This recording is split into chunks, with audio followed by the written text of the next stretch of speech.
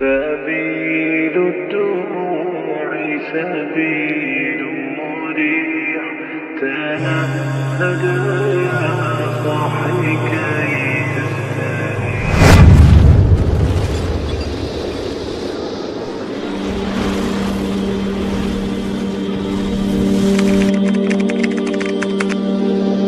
اور لوط کو یاد کرو جب انہوں نے اپنی قوم سے کہا کہ تم بے حیائی کے کام کیوں کرتے ہو جبکہ تم دیکھتے ہو؟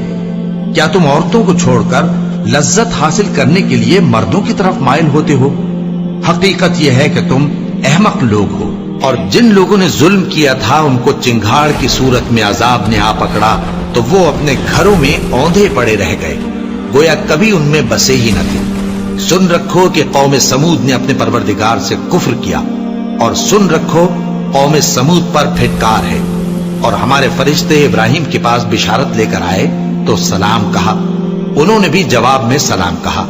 ابھی کچھ وقفہ نہیں ہوا تھا کہ ابراہیم ایک بھنا ہوا بچڑا لے آئے. پھر جب دیکھا کہ ان کے ہاتھ کھانے کی طرف نہیں بڑھتے، یعنی وہ کھانا نہیں کھاتے، تو ان کو اجنبی سمجھ کر دل میں خوف کیا. فرشتوں نے کہا کہ خوف نہ کیجیے، ہم قوم لوط کی طرف ان کے ہلاک کرنے کو بھیجے گئے ہیں.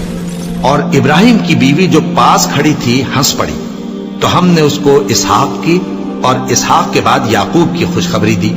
اس نے کہا، اے میرے بچہ ہوگا، میں تو بڑھیا ہوں اور یہ میرے میاں بھی بوڑھے ہیں، یہ تو بڑی عجیب بات ہے.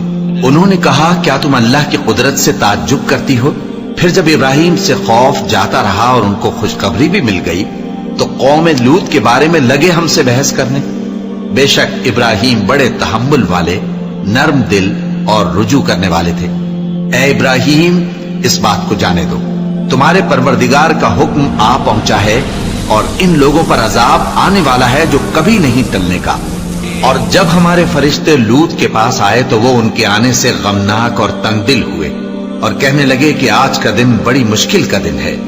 اور لوط کی قوم کے لوگ ان کے پاس بے تحاشا دوڑتے ہوئے آئے، اور یہ لوگ پہلے ہی سے انتہائی بےہودہ حرکتیں کیا کرتے تھے. لوط نے کہا کہ اے بھائیو، یہ جو میری قوم کی لڑکیاں ہیں یہ تمہارے لیے جائز اور پاک ہیں، تو اللہ سے ڈرو اور میرے مہمانوں کے بارے میں مجھے بے آبرو نہ کرو. کیا تم میں کوئی بھی شائستہ آدمی نہیں؟ وہ بولے، تم کو معلوم ہے کہ تمہاری ان بیٹیوں کی ہمیں کچھ حاجت نہیں، اور جو ہماری غرض ہے اسے تم خوب جانتے ہو.